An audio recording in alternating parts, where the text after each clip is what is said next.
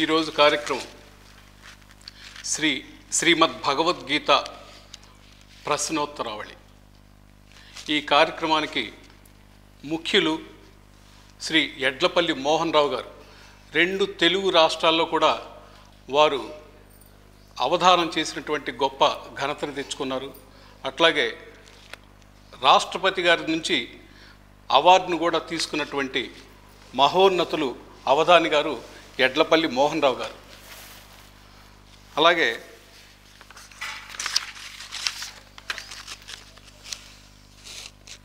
స్వామి చైతన్యానంద సరస్వతి ఈ స్వామివారు, వారు శేషగిరి స్వామివారు గీతా జ్ఞాన అన్నదాన సమితి నిర్వాహకులు. ముఖ్యంగా కురుక్షేత్ర నిర్మాణంలో ఎక్కువగా కష్టపడుతున్న వ్యక్తి అని చెప్పని మొట్టమొదట వారిని చెప్పుకోవాలి మనం. తర్వాత ఈ మేడం గారు ఎల్ రేణుక మేడం గారు, వారు గీతా ప్రేమికులు. అలాగే స్వామి సత్యస్వరూపానంద స్వామీజీ గారు, వారు తత్వ విచారణ చేస్తూ ఉంటారు. అలాగే రాజగోపాల్ గురూజీ ప్రతి ఇంటా భగవద్గీత అనేటువంటి నినాదంతో భగవద్గీతను ప్రచారం చేస్తూ ఉంటారు. వారు ఆర్మీ శ్రీనివాస్ గారు, గీతాచార్య ఆర్మీ శ్రీనివాస్ గారు. ఉదయ్ భాస్కర్ గారు గీతా ఉపాసకులు.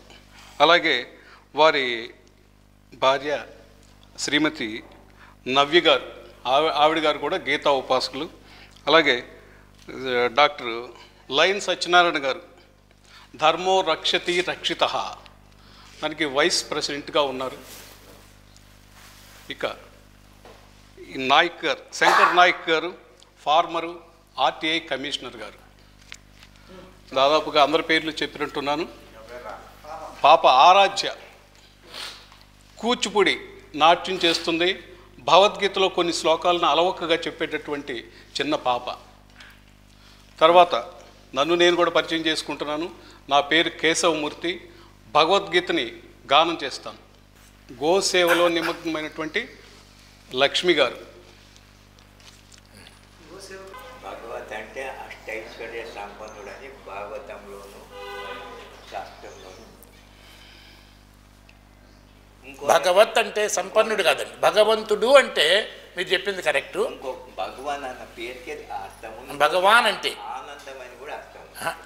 మీరు చెప్పింది భగవాన్ అంటే దానికి అర్థం.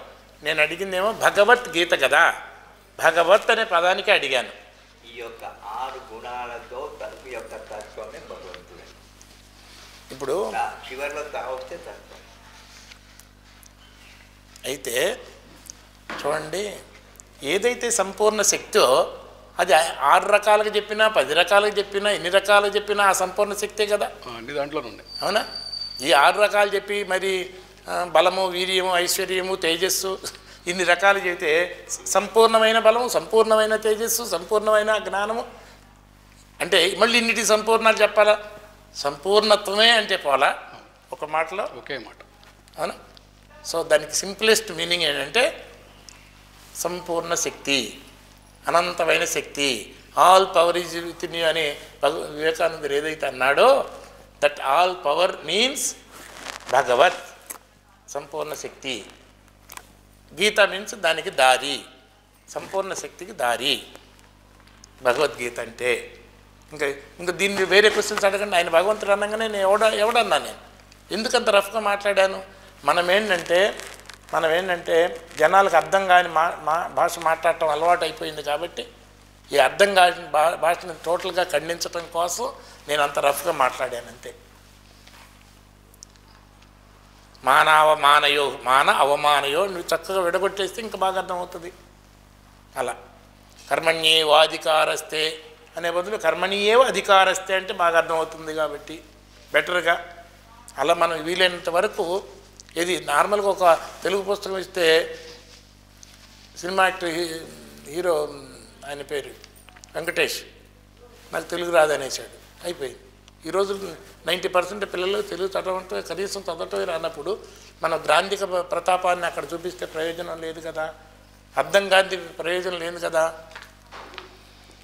తెలియకపోయినా తెలుసుకున్న దాన్ని నిలబెట్టుకోవాలనే నిజమైన శ్రద్ధ లేకపోయినా, ఒకవేళ ఇన్ని ఉండి కొంచెం సందేహం మిగిలిపోయినా కూడా నువ్వు పూర్తిగా నాశనం అవుతావు అని భగవద్గీతలో స్పష్టంగా చెప్పినప్పుడు మనం అర్థం కాకుండా చెప్పి అనుమానాలు ఉండేటట్టు చెప్పేస్తే మనం ఏం చేస్తున్నాం, జనాల్ని మన టైంని వేస్ట్ చేసుకుంటున్నాం, వినేవాళ్ళ టైంకి ఏ రకంగా ప్రయోజనాన్ని పొందకుండా చేస్తున్నాం. ఆ శ్లోకం చెప్పండి. ఒక 2 minutes నాకు అవకాశం ఇస్తే మొత్తం అందరిని పరిచయం చేసి కార్యక్రమం ఈ స్టార్ట్ ఒక్క శ్లోకం చెప్పేస్తే తెలియకపోయినా తెలుసుకున్న దాన్ని నిలబెట్టుకోవాలని శ్రద్ధ లేకపోయినా, ఒకవేళ శ్రద్ధ ఉన్నప్పటికీ అందులో కొంత అనుమానం మిగిలినా పూర్తిగా నాశనం అవుతావు, నష్టపోతావు. ఇహపరలోకాల్లో నీకు అలాంటి వాడికి సుఖం ఉండదు, శాంతి ఉండదు. 4:40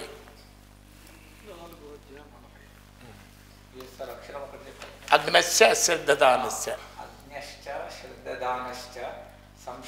మాం వినశ్యతి నాయం లోకోస్తి నా పరహ నా సుఖం నా సుఖం అది కాదు, మళ్ళీ నా సుఖం సంశయాత్మన. ఏమి పట్టుకుంటారు. ఇప్పుడు మీరు కానివ్వండి.